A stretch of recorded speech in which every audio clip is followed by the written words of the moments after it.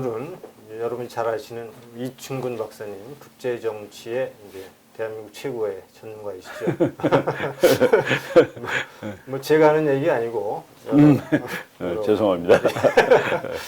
오늘 이제 여기 와 주셨습니다. 최근에 일어나고 있는 북한 비핵화를 둘러싼 이제 협상, 그리고 버지니아주 트럼프 대통령이 선거 유세했던 발언들을 좀 소개하고, 네. 이 박사님의 이제 우리가 논평을 좀 듣고 향후 진로에 대해서, 향후 방향에 대해서 토론해 보는 시간을 갖도록 하겠습니다.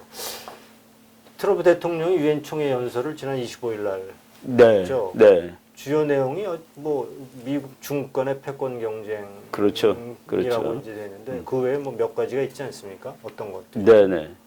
그저 미국 트럼프 대통령이 34분인가 그렇습니다. 그 얘기한 34분이요? 기간이. 네. 근데 이제 그 재밌는 그 기록들이 있는데 그 각국 대통령들이 유엔에서 얘기를 하는데 네. 제일 먼저 얘기하는 거가 브라질입니다. 아, 왜 그러죠? 그게 이제 옛날에 네. 어느 나라가 먼저 얘기하고 싶냐라고 이제 손 들고 하라고 그랬는데 다들 손을 안 들었는데 아하. 브라질이 좀 마지못해서 나중에 손을 들었는데 그것이 관례가 돼가지고 그래서 브라질이 제일 먼저 하고 아, 그래요? 그리고 미국은 뭐 뉴욕에 유엔이 있고 유엔이 또 미국이 제공한 그 땅이니까 그렇죠. 그래서 미국은 두 번째로 연설한다고 그러더라고요. 네. 그리고 이제 연설 시간 같은 거는 기준이 없대요. 네. 평균 한 15분 정도 하는 모양인데 트럼프 대통령이 뭐 그 한 2배쯤 한 것 같고 그렇죠. 그 기록이 네. 카스트로가 기록입니다. 4시간 반을 연설했어요. 그래요? 근데 이제 4시간 반을 연설했다는데 뭐 보는 사람들이 다 나갑니다. 그렇게 오래 하면. 그래서 텅텅 비어 있는데 혼자 연설하는 대통령도 있고 그건 뭐 이제 연설들을 다 하죠. 네. 그래서 그 뭐 우리나라 신문에는 그냥 그 언어가 조금 잘못 사용돼서 기조 연설했다 그러는데 기조 연설은 아니고 어느 나라든지 그냥 연설을 하는 겁니다. 북한 이용호 그렇죠. 뭐 외무장관도 하고 이렇게 뭐 미국 다음에는 순서가 없어요. 이렇게 순서가 없이 그냥 왕이 더 먼저 하고 또 뭐 대통령 뭐 이런 경우가 먼저 하고 외무장관 뒤에 하고 뭐 그런답니다. 근데 슈피겔지 보도 보니까 이용호 외무상이 미국이 주도하고 있는 대북 제재 상황에서 미국을 신뢰할 수 없고 비핵화 협상은 뭐 불가하다 이렇게 뭐 그런 식으로 얘기했죠. 아주 전면으로 부정을 했는데요. 그 얘기 전에 우리 트럼프 대통령이 한 말은 지금 뭐 방금 말씀하신 대로 중국과 무역 전쟁 이게 이제 앞으로 오래 가겠다는 것을 얘기했고 그러기 위해서 이 배경을 하나 깔았는데 이 배경이 국제 정치가 지금 변하고 있구나 하는 것을 느끼게 하는 그런 언급을 했습니다. 아, 그래요? 뭐냐 하면은 옛날에는 우리가 세계 뭐 이런 거를 많이 강조를 했죠. 더군다나 유엔은 우리들 세계 이런 걸 강조해야 되는 세계 경찰. 그렇죠. 네. 그런 터인데도 불구하고 이번에는 각 자기네들은 세계화 또는 국제주의를 주장하지 않겠다. 모든 나라들이 자기 문화, 자기 고유한 것이 다 중요하다. 그리고 우리도 미국도 자기 고유한 것이 있다.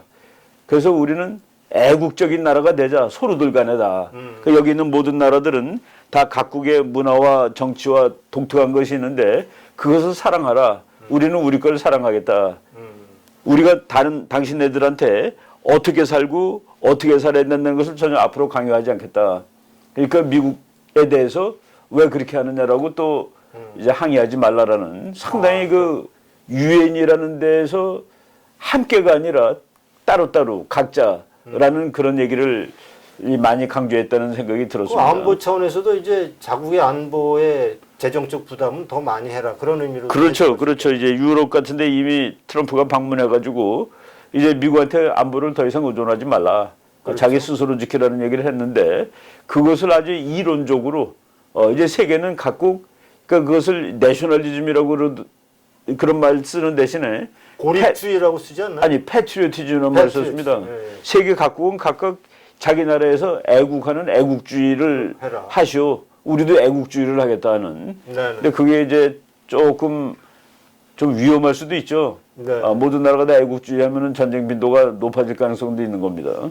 근데 이란에 대해서도 아주 강력한 여기서 이제 보면 트럼프가 자기 편 아닌 편을 이제 많이 갈랐는데 중국이 이제 아무래도 적대적인 쪽으로 들어갔고 이란이 적대적인 편의 대표 선수로 이번에 들어갔습니다. 네. 그리고 북한에 대해서는 상당히 상당히 뭐 그냥 봐주는 걸로. 말로 그렇게 한 것이겠지만은 상당히 뭐 관계가 좋다는 식으로 얘기를 했습니다. 네. 근데 보니까 뭐 지금 이게 이제 빌트지입니다. 빌트는 독일에서 가장 많은 부스를 이제 네. 판매하는 신문인데 이렇게 썼어요. 트럼프 대통령이 김정은과 나는 연인 사이다. 김정은이 이미 나에게 수차례 원더풀 아름다운 편지를 보내왔다. 뭐 이렇게 지금 썼거든요. 예, 예. 근데 이게 버지니아 선거 유세장에서 이렇게 얘기를 했다는 겁니다. 네. 근데 이제 이영호 북한 외무상은 이제 뭐 어쨌든 미국은 믿을 만한 나라가 아니다 말이죠. 그렇죠. 우리 비핵화를 할 수가 없다 이렇게 얘기를 했는데 예, 예. 이것과 어떻게 매치를 시켜야죠? 그렇죠. 지금 뭐 이 어떻게 해석하느냐에 대해서 상당히 논란이 많습니다. 그래요. 트럼프가 지금 북한에 속고 있다는 설부터 네. 가지고 놀고 있다는 말까지 많은데 이제 이 트럼프의 협상 방식이라는 책 한번 읽어보시면 아주 좋아요. 아 그래요? 거기에 트럼프랑 같이 쪽 사업을 같이 하던 사람이 쓴 책인데 우리말로도 번역되어 있습니다. 아 그래요? 트럼프의 협상 방식이라는 책으로 되어 있는데 거기에 첫 마디가 트럼프는 결코 자기의 속마음을 드러내면서 협상을 시작한 적이 없다. 자기의 속마음을 드러내면서 감추고 있다. 협상을 시작한 적이 없다. 그게 이제 첫 번째고 두 번째 중요한 얘기는 뭐냐면은 트럼프는 언제라도 협상하는 사람한테 좋은 말을 한답니다. 우호적으로 대한다. 그러나 항상 의심한다가 들어가 있습니다. 우호적으로 대하지. 우호적으로 대하는데 항상 의심한다. 그거가 보면은 지금 트럼프가 6월 12일 싱가포르 회담 이후에 북한에 대해서 하는 언급들이 대부분 그렇습니다. 그러니까 예를 들어서 북한은 잘하고 있다. 그러나 끝날 때까지 제재를 완화하지 않을 것이다. 그러니까 다 끝나야지 제재를 풀겠다는 말을 항상 하죠. 예. 자, 앞에는 좋다. 그러나 제재는 계속 가겠다. 그렇죠. 제재는 그리고 곧 만나서 얘기할 거다. 나는 시간이 많다. 이게 이제 앞하고 뒤하고 다른 그런 어법을 쓰는데 그래서 이제 여기에 그런 말을 쓴 것 같습니다. 그러면 제가 생각나는 게 이게 조금 지난 건데요. 이게 아마 스위스에서 발행되는 신문 뉴찌리 신문에서 이런 보도를 했어요. 노동신문을 인용해서 노동신문이 트럼프를 그렇게 극찬하는 겁니다. 트럼프는 최고의 협상가고 최고의 어쨌든 지도자고 이렇게 쭉 일어나지만 그런데 이제 그렇게 하고 트럼프하고 보좌진을 이간질시킨다는 겁니다.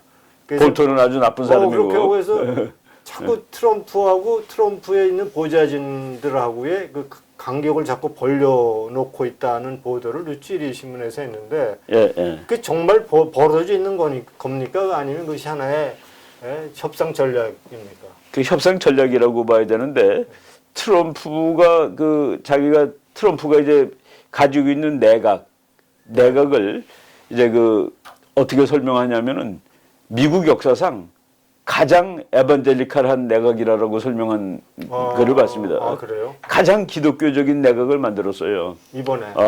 그리고 이제 특히 거기서 제일 가까운 사람을 제 생각으로는 펜스 같습니다. 펜스. 그래서 트럼프는 펜스가 누구한테 모욕을 당하는 걸 참지를 못해요. 펜스를 욕하면은 그거는 판 깨는 겁니다. 그 정도로 신뢰가. 그 정도로 신뢰를 해요. 그리고 이제 우리가 그림을 보고 그러면은 사진을 보면은 이제 트럼프 대통령이 앉아 있고 그 옆에 볼턴이 항상 앉아 있습니다. 존 볼턴이 북한이 제일 싫어하는 사람이죠. 그렇죠. 그래서 이제 이간질을 시키고 싶은데 그거는 뭐 이렇게 효과적인 이간질을 시킬 수 있을지는 의문입니다. 안 될 거라고 저는 봅니다. 그렇군요. 이번에 지금 NTV라고 있는 독일 시사 채널이 있어요. 네네. 시사 채널. 그게 이제 19일자에 이런 얘기를 했거든요. 그러니까 한국 정상회담이에요. 평양 정상회담. 문재인 대통령이 이제 말의 송찬이 난무하는 건 좋은데 북한의 기보유 핵무기에 대해서는 아무런 언급이 없다. 이렇게 좀 얘기를 한 게 있어요. 3차 정상회담에서 많은 것이 합의됐지만 남북 간에 도로 건설을 한다, 뭐 철도를 놓는다, 경협을 한다 이런 너나 많은 이제 말의 성찬이 있는데 이 회담에서 결국은 북한이 이미 만들어 놓고 있고 보유하고 있는 핵무기에 대해서는 아무런 언급이 없다.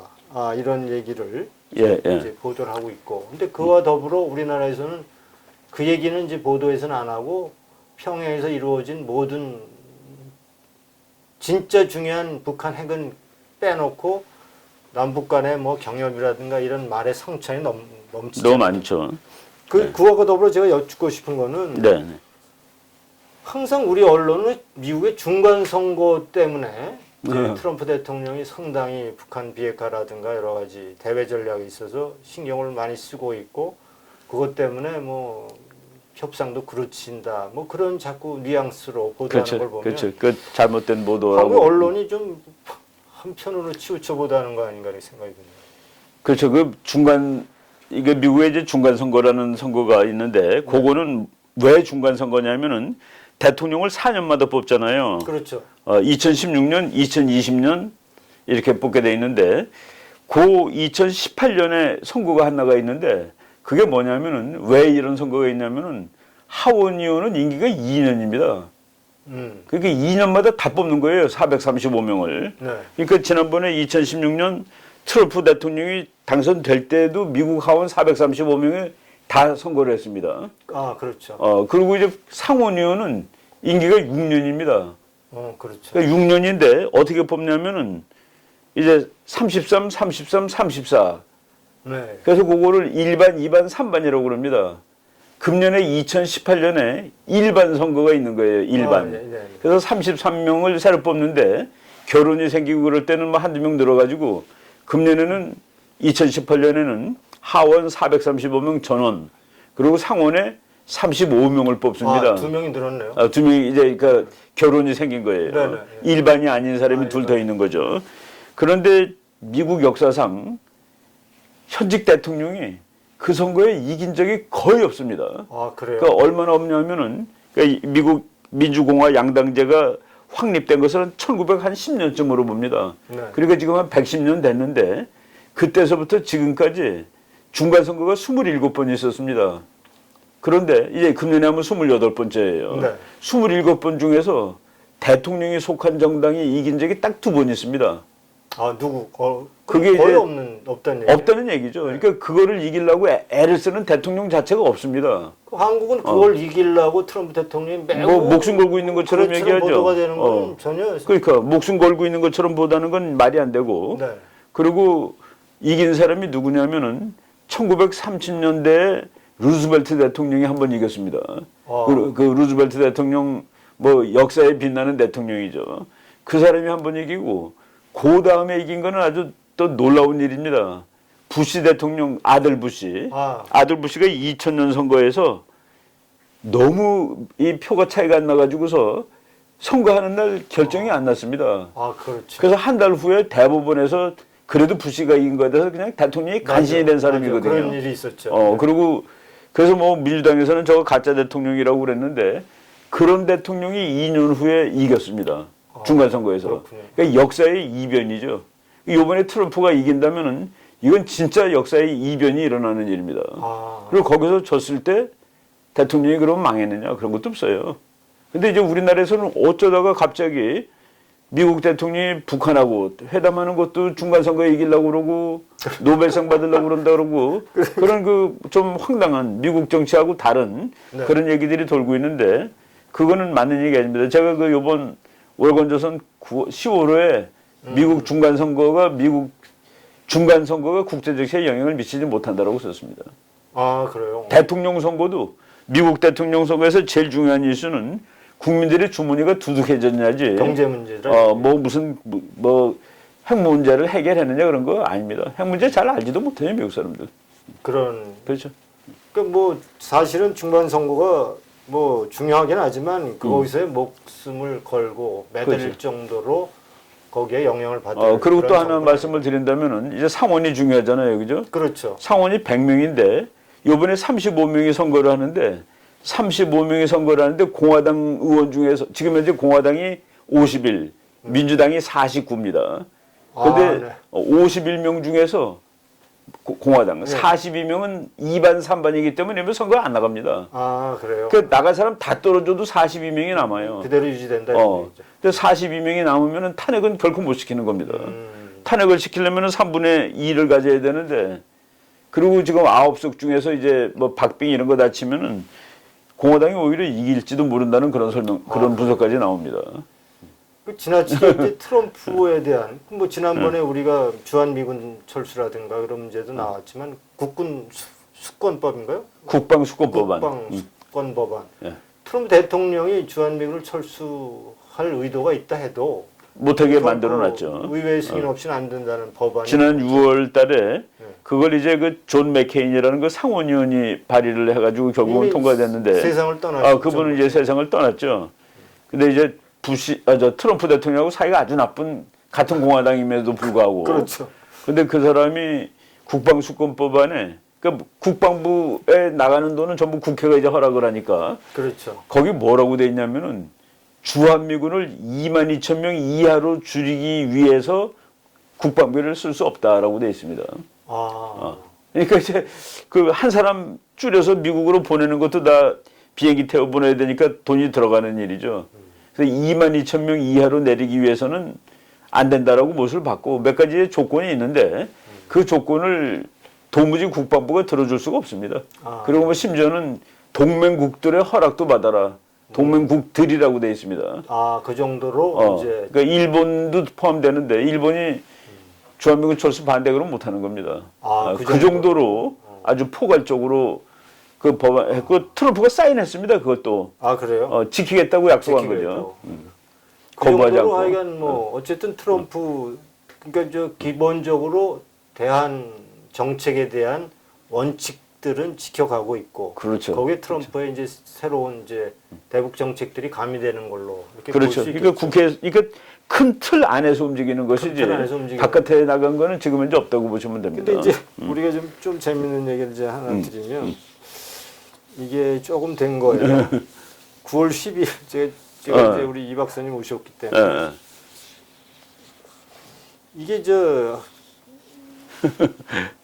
우선 미국의 얘기를 좀 하자면 핵 전문가이자 싱크탱크인 국제 평화를 위한 카네기 기금의 제시카 매튜시 대표가 6.12 미국 싱가포르 정상회담을 뭐라고 그랬냐면 싱가포르의 망상이라고 얘기했거든요. 싱가포르의 망상.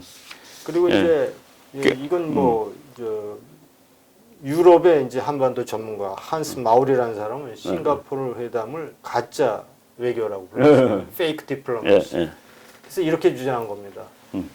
가짜 뉴스가 가짜 현실을 만든다는 거예요. 그렇죠. 가상현실이죠. 가상현실을 만든.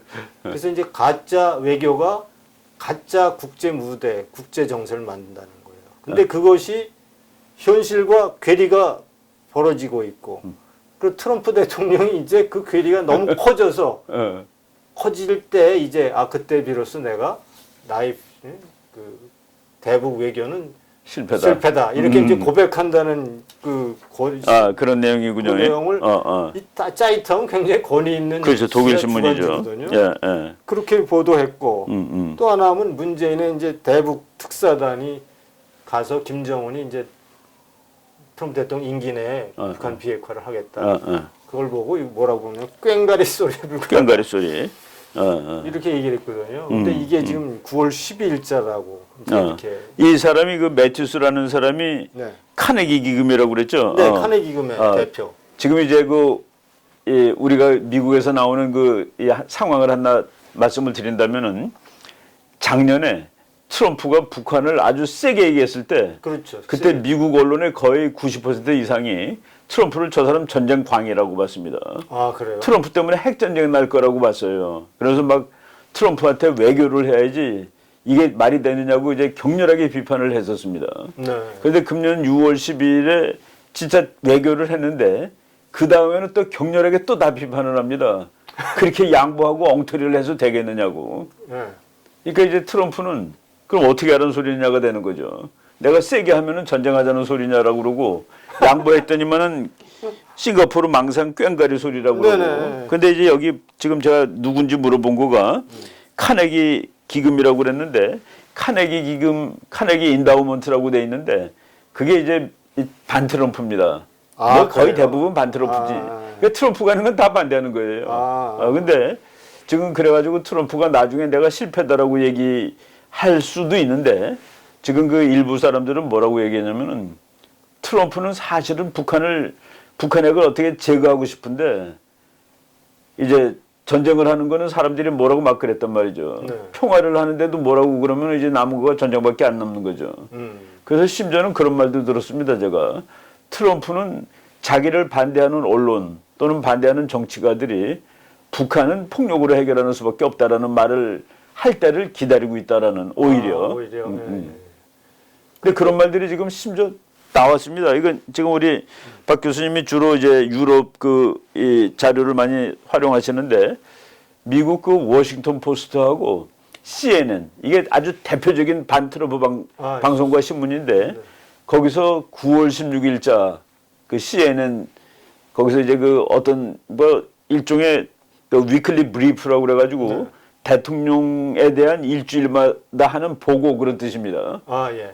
그리고 9월 22일 날 워싱턴 포스트 사설. 워싱턴 포스트는 그 신문사 생긴 지 백몇십 년 됐는데 미국은 대통령 선거할 때 우리는 누구를 지지한다고 선언을 합니다. 네.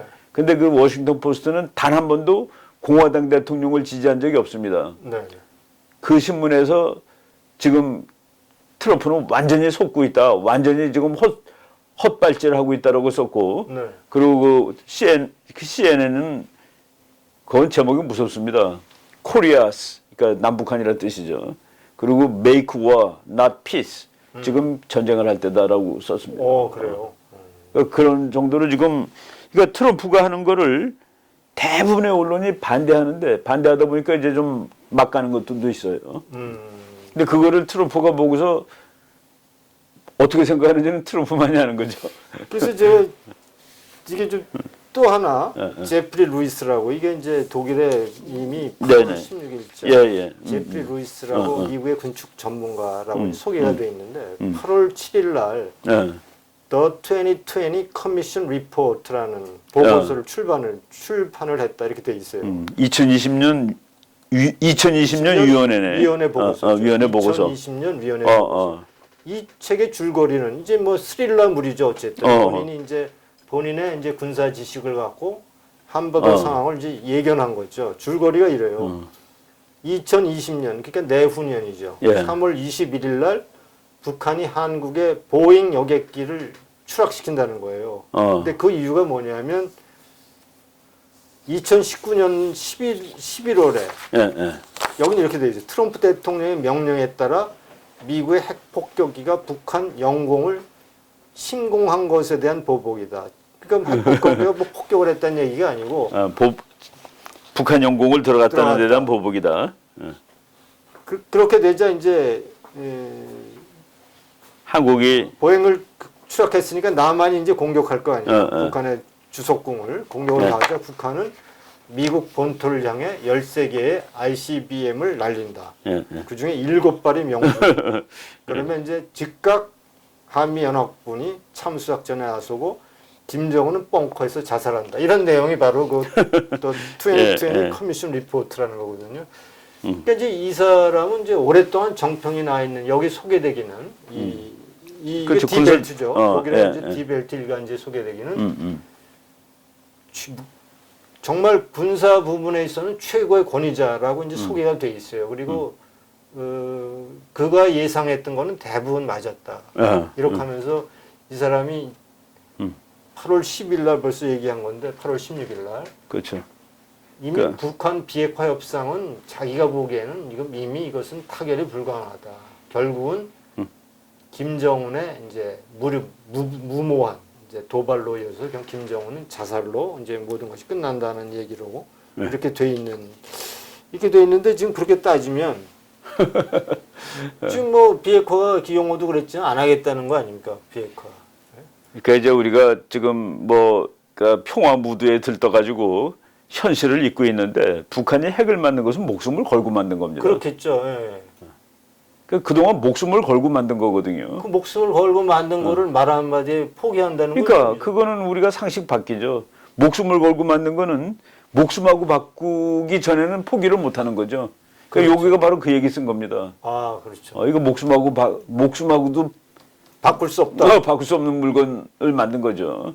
그리고 뭐 할아버지 때부터 유훈이고 지금 북한이라는 체제를 우리가 뭐 우리 박 박사님이 여기서 자주 말씀드렸겠습니다만은 지금 북한의 딜레마가 있습니다. 북한이 국가로서 살아남기 위해서는 핵을 만들면 안 되고 개혁 개방을 해야 됩니다. 그렇죠. 그래 그 정상적인 국가. 그럼 정상 국가가 돼서 나라가 살 수 있어요. 국민들이 밥 먹고 살 수 있습니다. 그런데 그렇게 될 경우에 김정은 정권이 살아남을 수 있느냐? 그거 안 되겠죠. 그게 안 되기 때문에 그래서 핵을 만든 겁니다.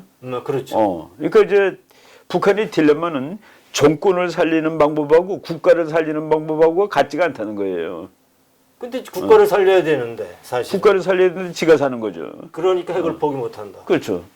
그러니까 우리가 그냥 상식적으로 얘기했을 때 북한이 국가를 살려면 쌀을 만들어야지 핵무기를 만들면 안 되죠. 그렇죠. 근데 정권이 살려면은 쌀보다는 핵무기가 더 낫다고 생각하고 만든 거죠. 그럼 이 박사님 보시기에 트럼프 대통령이 이러한 북한의 어떻게 딜레마가 되겠네요. 이걸 이해하고 있다고 보시나요? 아니면 이해하고 있다라고 보는 거는 작년에 우리나라 와서 국회에서 한 연설입니다. 그렇죠. 연설이 그 멋있어요. 연설을 보면은 북한 체제의 본질을 이해하고 있습니다. 이게 다 국민들이 잘 먹고 잘 살게 되고 개혁을 하고 민주주의로 가야 됨에도 불구하고 북한은 그걸 할 수 없는 나라라는 얘기를 했습니다. 했죠. 예. 그리고 이제 나중에 무슨 얘기를 했냐면은 대화할 용의가 있다는 얘기를 할 때 그 앞에 뭐라고 썼냐면은 김정은이 하나님과 인간에 대해서 지은 여러 가지 죄에도 불구하고 거기 하나님과 인간에 대해서 지은 죄라는 그게 말이 있었나요? 그럼요. Crimes against God and man이라는 말이 나옵니다. 그건 무서운 말이에요. 무서운 용어죠. 그 얘기를 하고 금년에 뭐라고 얘기를 했냐면은 나와서 얘기를 하자. 그럼 우리가 정치적으로 안전을 보장하겠다. Political safeguard입니다. 네네네. 그리고 근데 말을 안 할 경우에는 total decimation. 그 decimation이라는 게 옛날에 그 누구 겁줄 때 이놈이 나쁜 짓 했어요. 10명 중에 하나 뽑아서 죽이는 겁니다.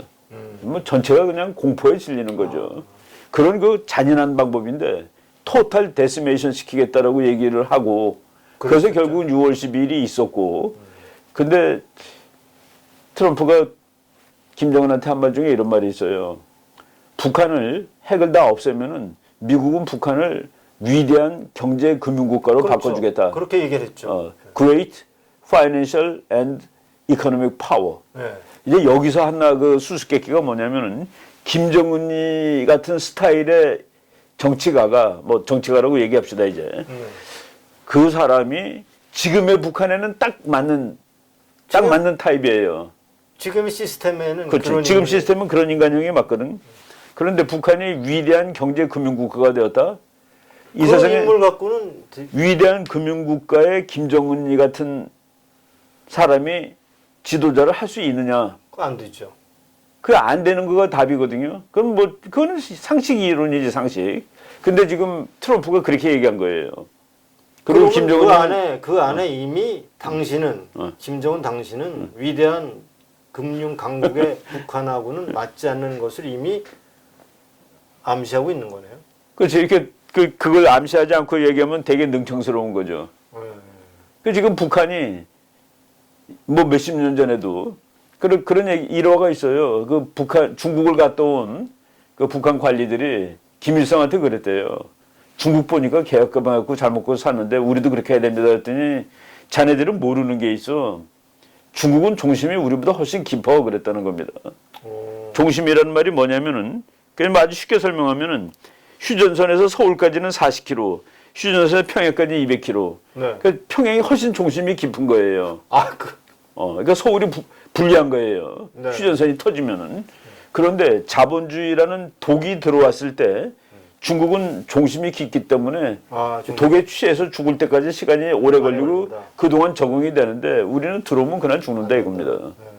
그래서 너네들은 중국은 자본주의로 개혁을 해도 버틸 수 있는 버틸 수가 있는데 체질 개선이 되는데 죽기 전에 북한은 체질 개선하기 전에 죽는다는 그 얘기입니다. 아, 종심이 짧아. 네. 그 김정은이도 똑같은 얘기를 했고. 그러니까 우리가 가끔 트럼프의 이 행보를 보면 어떻게 보면 머저리 같기도 하고 어저리 보면 천재 같기도 하고 이 사람이 IQ가 뭐 IQ 내가 가르쳐 드릴게요. 156인가 그러잖아요. IQ 이 사람이 이렇게 테스트한 거는 156이고 네. 그럼 뭐 미국 학자들 재밌는 일들을 많이 하는데 미국 대통령 45명 IQ를 다 한번 해보자 하고서 그 뭐 워싱턴 같은 사람 죽은 지 200년 된 사람인데 어떻게 검사하겠습니까? 근데 그거를 자기네들이 기준을 만들어서 뭐 이제 뭐 연설문 이런 거 다 해가지고 조사해서 그래서 이제 자기네들 기준으로 만들어 가지고 미국 대통령 45명 평균을 135라고 냈습니다. 그런데 그 기준에 의하면은 트럼프는 160이에요. 160이라고요? 그러니까 이 사람은 참 바보 같기도 하고 천재 같기도 하는데 실질적으로는 천재입니다. 그리고 아니, 그러니까 우리가 이해 못하니까 바보라고 규정할 수도 있는 거 아니에요, 사실. 그렇죠. 160이라고 그러면 사실은 우리보다 뭐 지적 그 능력이 한참 높다고 네. 봐야 되는데. 그 빅터 데이빗 그 이제 미국의 그 유명한 전쟁사 그 교수가 있는데 빅터 한센이라는 교수가 뭐라고 그랬냐면은 트럼프를 우습게 보지 말라. 그 사람은 뉴욕이라는 그러니까 뉴욕은 완전히 정말 저 뭐라고 그럴까요? 피 튀기는 동네입니다. 그냥 네. 속된 말로. 피 튀기는 동네에서도 가장 피 튀기는 직업 부동산 그거로 성공한 사람임을 잊으면 안 된다라고 그렇게 그 얘기를 한 적이 있어요. 보통 사람은 아니다 이런 얘기는. 그래서 꾼이죠, 꾼이라고 봐야죠. 하여간 뭐 그래서 참 어떨 때 보면 정말 천재 같기도 하고. 근데 재밌는 거 하나는 이제 결국은 이제 북한 핵 문제는 가장 당사국이 이제 사실은 대한민국인데 여기는 지금 없습니다만은 독일에서 이제 가장 진보적인 신문이 하나 있거든요. 핫즈라는 신문이에요. 네. 타겟 사이트라는 신문인데 이런 얘기 있었어요. 문재인 대통령이 대북 비핵화 해결에 대한 프레임을 바꾸고 있다. 그러면서 문재인이라는 사람은 경협과 그리고 남북 관계를 미국이 주도하고 있는 비핵화의 전제 조건보다 우선시 놓고 있다. 그걸 통해서 그러니까 남북 경협을 하고 남북 관계 개선을 한다 하면은 비핵화로 갈 수 있다. 이렇게 얘기한다 이겁니다. 그런데 이제 트럼프 대통령은 아니다. 비핵화에 대한 분명한 일정을 제시하고 리스트를 내놓고 해야 그것이 전제가 되지 않으면 뭐 모든 경협은 없는 것이다. 그쵸. 그래서 문재인이 비핵화 문제의 패러다임을 바꾸고 있다고 아주 굉장히 신랄하게 진보 잡지인데도. 네, 진보 잡지인데도. 그게 이제 전략론의 기본 원칙을 어긴 것이기 때문에 그렇습니다. 그래요. 그 전략의 기본 원칙은 그러니까 적의 의도와 능력을 전부 이렇게 다 완화시키면 그게 최고의 전략이에요. 네. 그러니까 이제 우리 박 박사가 나랑 적이야. 근데 보니까 칼도 들고 있어요. 네. 그래서 내가 우리 잘 지냅시다 그래갖고 마음이 바뀌어. 근데 칼을 들고 있는데 마음은 어느 순간에 거꾸로 돌아올 수 있어요. 우리가 본래 적대적이기 때문에. 그렇죠, 그렇죠. 그런데 칼을 뺏어놓으면은 마음이 적대적으로 돌아와도 나를 때릴 수가 없어. 그렇죠. 그래서 전략론에서는 두 개를 다 하는 거가 최선이고 하나만 할 때는 칼을 뺏는 거예요. 아, 그렇죠. 둘 중에 하나 택하라고. 그럼 칼을 뺏어놓으면은 나를 때리고 싶은 마음이 있어도 안 되죠. 그렇죠. 그래서 트럼프가 매일 그부터 내려놔 그러면 도와줄게라고 얘기하는 거예요. 순서가 그래서 다른 겁니다.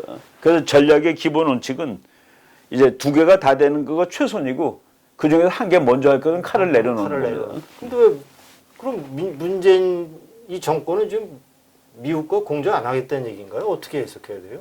그러니까 지금 뭐 미국에서도 그런 얘기, 제가 아까 얘기했던 그 CNN에 그 글을 쓴 사람이 아주 젊은 여자예요. 네.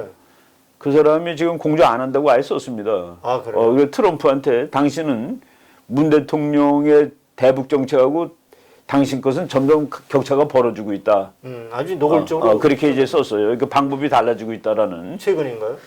9월 16일 거. 9월 16일이요. 그러면 이제 뭐 결국은 뭐 그동안의 행보를 보더라도 한미 공조는 물 건너간 것처럼. 그러니까 이제 우리가 그동안에 이제 저는 뭐 우리 핵 문제가 우리 문제지 왜 그게 남의 문제냐라고 이제 쭉 얘기를 저희들은 학자로서 이렇게 주장을 했죠. 뭐냐면은 북한하고 미국이 티격태격하고 그러니까 그리고 우리 이제 거기 왜 개입을 안 하냐 그랬더니 그건 북한하고 본질적으로 미국의 문제입니다라고 했단 말이죠. 그러면 우리가 그냥 스스로 아웃된 거예요. 아니 그거에 동의할 대한민국 국민이 어디 있어요 지금? 그러니까 그 문제는 미국과 북한 사이에 알아서 할 일이다. 그러니까 그러면서 이제 모든 것이 이 삐끗해진 게 뭐냐면은 우리가 북한하고 잘 지내도 미국이 북한 그놈 잘 아니야 그러면 아닌 거가 되는 것이죠. 논리적으로. 이번에 폭스뉴스하고도 폭스뉴스가 가장 시청률이 높은 뭐 미국의 매체인데 거기에 인터뷰에서도 이해 못할 얘기들이 굉장히 그 중에 한 가지가 종정선언을 하더라도 뭐 금방 뭐 마음에 안 들면 폐기된다는 얘기가 국가 정상이 그치. 그런 식의 얘기가 국제사회에서 외교적이지 못하죠. 전혀 외교는 아니더라도 기라고 얘기해야 되는 건데 이거는 한번 지키는 것이다라고 얘기를 해야지 아무 때나 안 지켜도 된다 그러면은 그는 이게 안 지켜도 아무 때나 해놓고 안 지키는 나라는 사실은 북한이죠. 없잖아요. 그런 면에서 정말 참 지금 과연 북한 비핵화 문제에 한국이 국제사회의 흐름과 동조를 보조를 맞추고 있는 것인지 참 우려스러운 일이 많습니다. 그럼 앞으로 마지막으로 이제 앞으로 이 미북 관계가 사실은 이제 이 중간 선거 이전에 그러면 다시 폼페오가 평양을 방문하는 겁니까? 그렇죠. 지금 현재는 10월 달에 가는 걸로 돼 있는데 가서 이제 이게 외교라는 거가 말이죠. 좋은 수단인데 시간을 끌면은 이게 갈수록 더 나빠집니다.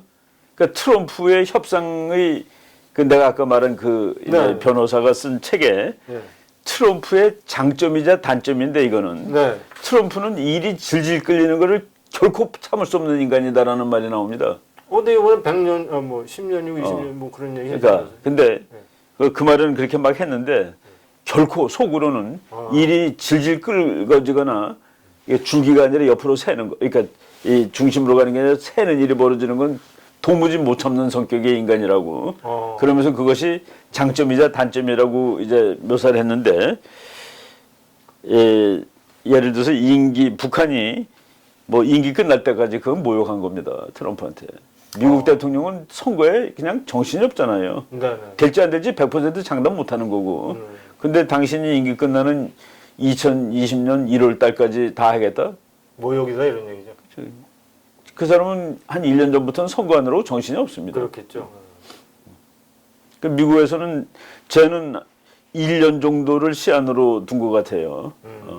그 6월 12일 날 회담을 하고 그리고 1년을 시한으로 뒀는데 존 볼턴이 그렇게 얘기를 했죠. 그 1년이라는 시한은 너희들이 한 말이다. 우리가 한 말이 아니라.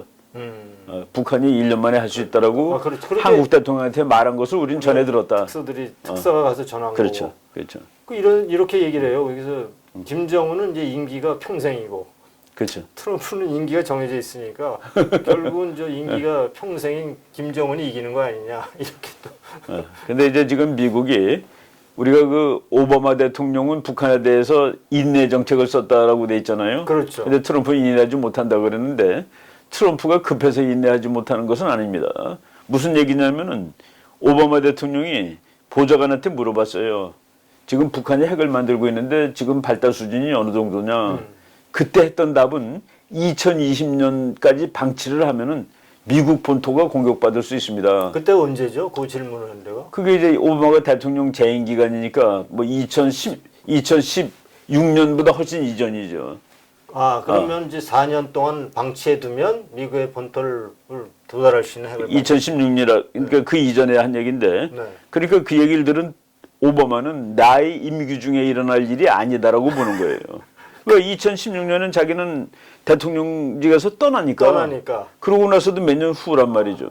근데 그 똑같은 질문을 트럼프가 했을 때 2020년입니다. 그러면은 트럼프는 지 임기 중입니다. 그렇지, 임기 중이죠. 더군다나 대통령 선거하는 해예요. 그때 북한이 미국 본토를 때리는 능력이 100% 공인이 되면은 그 대통령 못 되는 거죠. 그렇죠. 못 되는 거죠. 근데 그게 북한이 작년 2017년에 미사일을 어느 해보다도 많이 쐈습니다. 그렇죠. 한 15번 정도 쐈는데 그거를 종합했을 때 미국 학자들이 시간을 당겼습니다.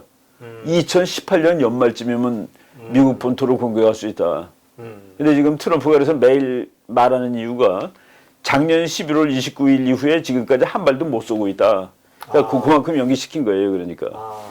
그러니까 자기는 이제 이미 그것까지 계산해서 그렇죠.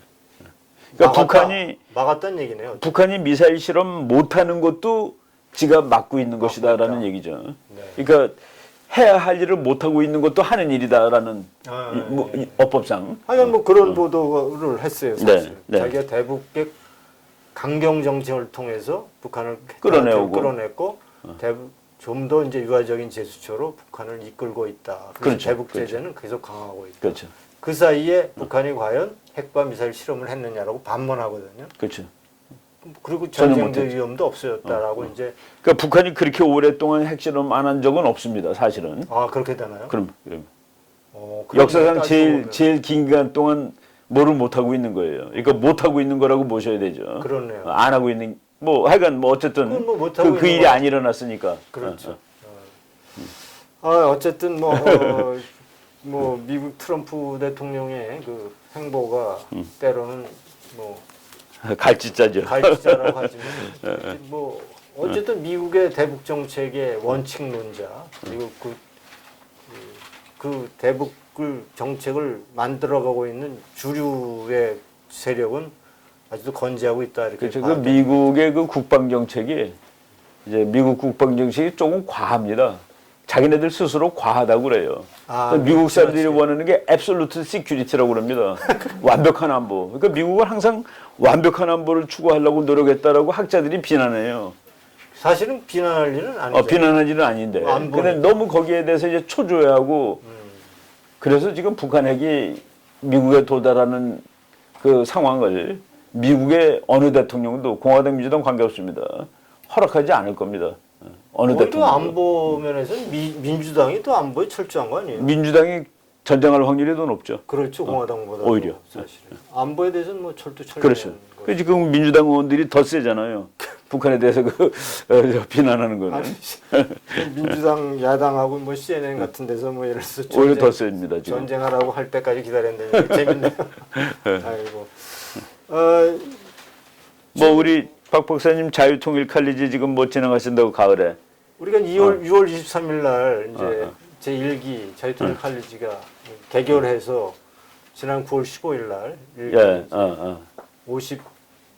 56명 중에 43명이 졸업했어요. 수료. 70% 이상 출석이에요. 그러니까 이제 우리가 3번 이상 졸업하면 이제 그 사람들은 이제 또 이제 2기 때 이제 보충하겠군요. 수료할 수 있게 되고 이제 뭐 2기 근데 그 중에서 우리가 이제 일부를 또 2기 심화 과정으로 심화 과정으로 이제 우리가 이번에 다시 진행하고 2기는 10월 6일 날부터 이제 다시 13주 동안 총 25개 과목을 한 거죠. 이 박사님도 이제 한 강좌를 맡아주시게 됐는데 이것은 모집 기간입니다. 그래서 이제 우리가 이제 자막에 내용을 좀 내보낼 텐데요. 여러분 자유통일 칼리지 좀 많이 신청해 주시고 저희 통일 칼리지의 목적은 한 가지입니다. 이제 내일 모레가 이제 독일 통일 10월 3일 28주년인데요. 분단 국가가 몇 개 있죠, 이 박사님?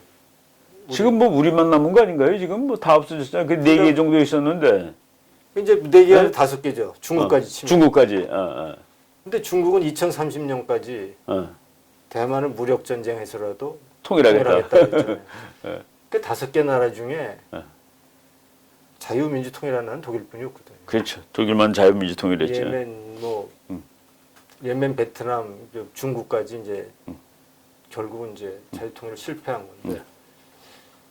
제가 왜 이렇게 주장하냐면 분단이라는 상황은 어차피 이제 완결된 상황이 아니거든요. 근데 분단된 상황이 완결된 상황이 아니고 통일이라고 하는 종착역으로 나아가는 과정 아니에요. 그럼 통일에 대한 종착역을 만들어가는 사람은 누가 만들겠냐 이런 얘기죠. 그러면 그 분단 상황 속에서 치러지는 이념간의 이념 전선을 주도하는 세력이 만들어가는 거죠. 근데 우리는 이제 스스로 이념 전쟁을 분단국은 뭐 숙명적으로 이념 전쟁을 치르는데 좌파들은 아예 공공연하게 연방제 통일을 내걸고 이념 전쟁을 하잖아요. 근데 우파는 이념 전쟁 자체도 그 뭐 인정하지 않고 매우 소극적으로 임하고 통일에 대한 기피증, 두려움을 갖고 있거든요. 그렇죠. 그래서 제가 이제 생각하기에 보수 우파들은 통일에 대한 두려움을 스스로 만들어내요. 자유 통일을 하더라도. 근데 좌파는 연방제 통일이 얼마나 문제가 많겠습니까? 아니 그 연방제 통일은 두 개가 성질이 같아야지 연방이 되지. 그러니까 말이죠. 서로 다른 말도 안 되는 이론에도 없고 현실에도 없는. 그 텍사스는 공산주의고 캘리포니아는 자본주의면은. 그런데도 뭐 문제점 얘기를 하지 않고 가잖아요. 저는 이렇게 얘기를 하는 거죠. 그러니까 우리나라는 지금 그러니까 부모가 강요하는 선 봐서 강제로 시집 보내는 거 있잖아요. 그래서 그것이 정해져 있는 거예요. 내가 이제 결혼해야 되는데 상대방이 정해져 있어. 재혼을 부모가 강요하는 게 이미 계획된 이제 결혼할 상대자가 있어. 근데 상대자는 북한이야. 그렇게 놓고 지금 진행되는 거 아니에요, 현 정부가? 그런데 이제 내가 연애해서 좋은 상대방을 얻었어. 그러면 결혼해야 되잖아요. 근데 결혼하기 전에 5년 후에 아이 나면 뭐 할까 말이지. 병 걸리면 어떡할까. 아이들 양육은 어떡할까 말이죠. 이런 문제점들을 나열하고 있거든요. 그러니까 통일되면 사람들이 통일되지 않았으면 좋겠다라는 생각하는 사람이 많잖아요. 그럼 우리가 젊은 사람들이 그렇죠. 우리가 통일하지 안 한다고 우리가 가만히 있는다고 통일이 안 되나요? 연방제 통일이 되는 건데. 그래서 이걸 분단국의 운명이라고 그러거든요. 결국은 분단국에서 이념 전쟁을 치룰 수밖에 없고 결국 이념 전쟁의 승자가 어떤 통일을 결정하는 지금까지 다 그랬으니까. 그렇죠.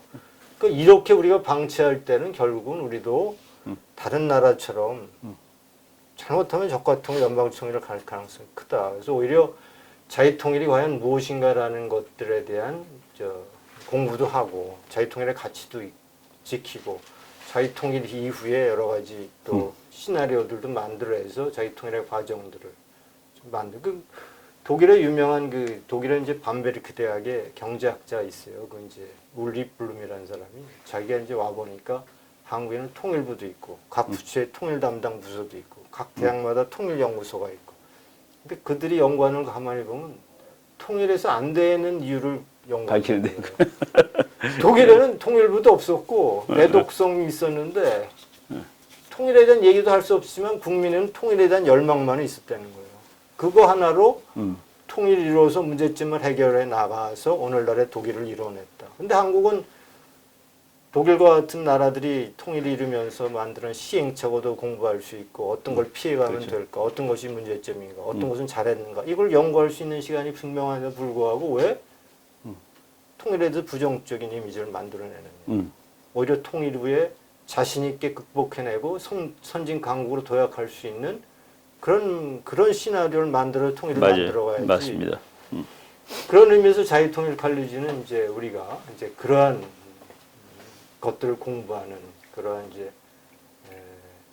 13주 과정에 통일 칼리지가 되겠습니다. 2기가 시작되는데 여러분 많이 참석해주고 이제 국제정치 분야는 이 박사님이 담당해 주셔서 통일된 이후에 이제 선진 강국으로 도약할 수 있는 우리가 로드맵을 만들어가는 거예요. 그러면 준비를 하는 거죠. 그래 준비를 하는 거죠. 그래서 통일은 그냥 단순히 평화 통일이 아니고 그러니까 자유 통일이죠. 자유민주. 그 어려운 통일을 했음에도 불구하고 오늘날 그렇게 선진 강국으로 도약한 것은 유럽에서 뭐 독일이 최고죠 지금 현재. 독일 GDP가 유럽 전체 30%예요. 그러면 그렇게 된 것은 통일 과정에서 자유 그리고 시장의 가치를 지켜냈기 때문에 맞아요. 독일이 이제 성공했다. 이런 것들을 우리 공부하는 자유통일 칼리지에 여러분 많은 관심을 보여주시면 감사하겠습니다. 오늘은 이제 국제 정치의 전문가 그리고 이분 이충군 TV 여러분 이충군 TV도 많은 구독자 수가 있고 그를 통해서 배우는 국제 정치의 지식이 정말 한 학기 대학에서 공부하는 것보다 며칠이면 공부할 수 있는 그런 엑기스트를 많이 방송하고 있는 최고의 그 뭐죠? 그 구독자를 하고 이 박사님 오늘 나와주셔서 자유통일 칼리지 그리고 국제 정치에 대한 얘기, 북한 비핵화에 대한 얘기들을 잘 이렇게 알기 쉽게 설명해 주셨습니다. 오늘 나와주셔서 감사합니다. 예, 예, 아유 고맙습니다. 예.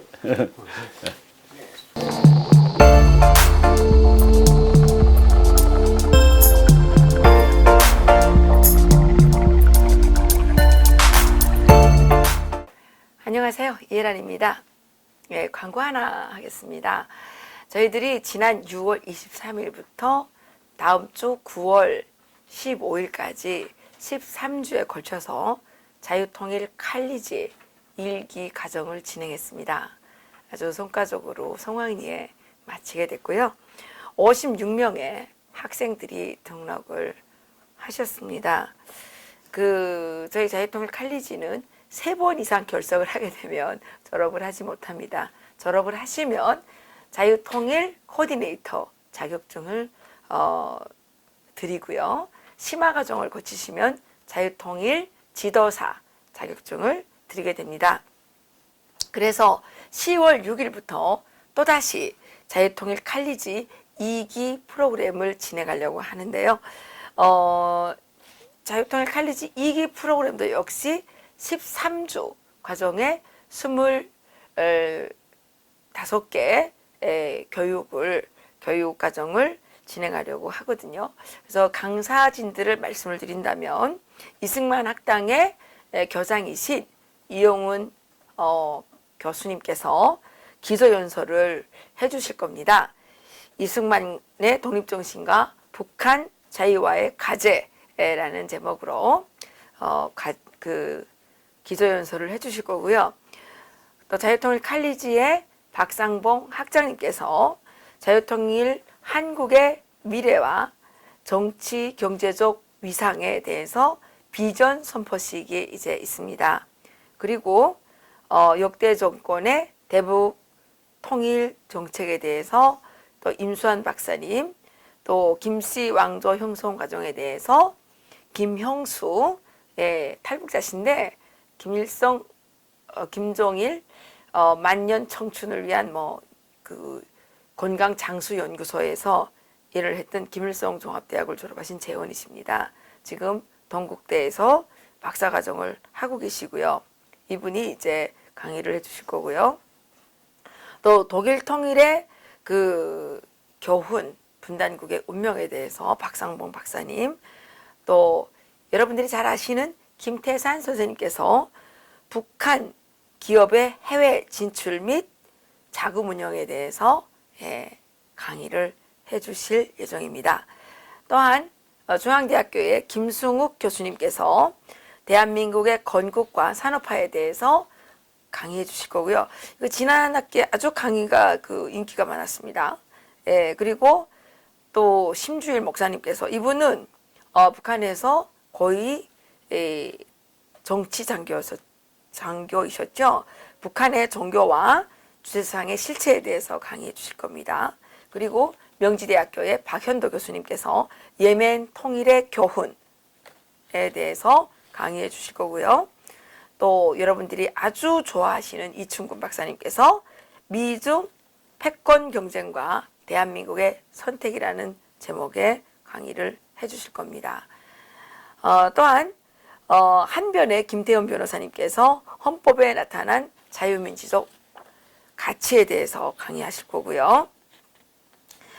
지난 1기와 달리 이번에는 중가운데 특강을 하나 비워놨습니다. 특별히 좀 모셔야 될 분이 계시는데 너무 꽉 짜여있으니까 모실 수가 없더라고요. 그래서 아주 그때에 아주 핫한 이슈가 생기면 특강을 해드리도록 하겠고요. 그리고 장마당 경제의 실체와 미래에 대해서 제가 강의를 해드리겠습니다. 그리고 김재동 목사님께서 한국의 근현대사에 대해서 강의를 해주실 거고요. 김강동 박사님께서는 중국의 한반도 전략과 대한민국 자유통일의 미래에 대해서 강의하실 거고, 또 여러분들이 아주 존경하고 사랑하시는 정규재 펜앤마이크 대표님, 정규재 대표님께서 자유통일과 민주주의의 진로에 대해서 강의해 주실 겁니다. 그리고 현직 언론인이십니다. 동아일보의 이정훈 기자님께서 남북한의 전쟁 수행 능력 평가와 우리의 대응이라는 제목으로 이 남북한 군사적 또 군사 무기 이런 것들에 대해서 아주 전문적인 강의를 해주실 겁니다. 이분 강의 참 좋습니다. 그리고 북한에서 그 의학대학을 졸업하셨고 지금 고려대학교에서 북한학과를 수료하신 최정훈 선생님께서, 이분이 이제 특유한 출신 성분을 갖고 계십니다. 제1교포 출신이시죠. 그래서 북한의 그 재외 국민들을 향한 해외 공작에 대해서 강의해 주실 겁니다. 그리고 서울대학교의 트루스 포럼 김은구 선생님께서 북한의 인권 실태와 개선 방안, 그러니까 국제법적 차원에서 설명을 해주실 거고요. 또 간첩 출신이시죠. 이상규 연구위원께서 북한의 대남 전략에 대해서 설명을 해주실 겁니다. 그리고 그 북한에서 김책공업대학을 졸업하고 지금 대한민국의 대기업에서 차장으로 일하고 계시는 장대성 씨가 그 북한의 개혁 개방과 남북 교류의 허구에 대해서 파헤쳐 주실 겁니다. 또 사이버 전문가이시죠. 장세율 결의열 통일연대 대표께서 북한의 사이버 전략에 대해서 강의해 주실 겁니다. 이분은 북한의 미림대학이라고 하는 군사 사이버 전문 그런 대학을 나오셨죠. 여기처럼 말하는 전문대학이 아니고 군사대학을 나오셨다는 얘기입니다. 그리고 동국대학교의 법대 학장이신 한의원 교수님께서 남북한 법제도의 비교와 과제에 대해서 설명해 주실 거고요. 문재인은 공산주의자다라는 발언으로 지금 상당히 많은 고생을 치르고 계시는 고영주 전 방송문화진흥원 이사장이시자 변호사님을 모시고 북한의 공산화와 우리의 대응이라는 제목의 특강을 해주시게 될 것입니다. 이렇게 우리가 그 13주간의 교육과정을 쫙 짜놨습니다. 여러분들이 정말 어디에 가서 잘 듣기 어려운 강의들을 저희들이 이렇게 정말 품을 들여서 만들었는데 많이 지원해 주시기 바랍니다. 오늘부터 지원하시면 되고요. 자유통일문화원 홈페이지에 들어가셔서 클릭하셔서 등록하시면 됩니다. 이 수강 신청은 이달 말까지 받겠습니다. 추석 기간 동안에 여러분들 가족들을 만날 때 또 친구들을 만날 때 이 자유통일 칼리지에 대해서 적극적으로 선전을 해주셔서 많은 분들이 또 자유통일에 대한 의지를 가지신 분들이 정말 좋은 교육을 통해서 통일 인재로서 철저하게 준비될 수 있도록 저희들 다 같이 함께 노력해 봤으면 좋겠습니다. 대한민국의 모든 이 불합리하고 정말 이게 풀리지 않는 여러 가지 문제는 북한을 자유화시킬 때 북한의 공산 노예 왕조 독재 체제를 대한민국의 그 자유민주주의 시장경제 체제로 이렇게 변화시킬 때 가능한 것입니다. 그것이 바로 진정한 평화이고 대한민국이 영원히 부강 번영할 수 있는 길이라는 말씀을 감히 확신 있게 드릴 수 있습니다. 많은 신청 부탁드립니다. 여기서 마치겠습니다. 고맙습니다.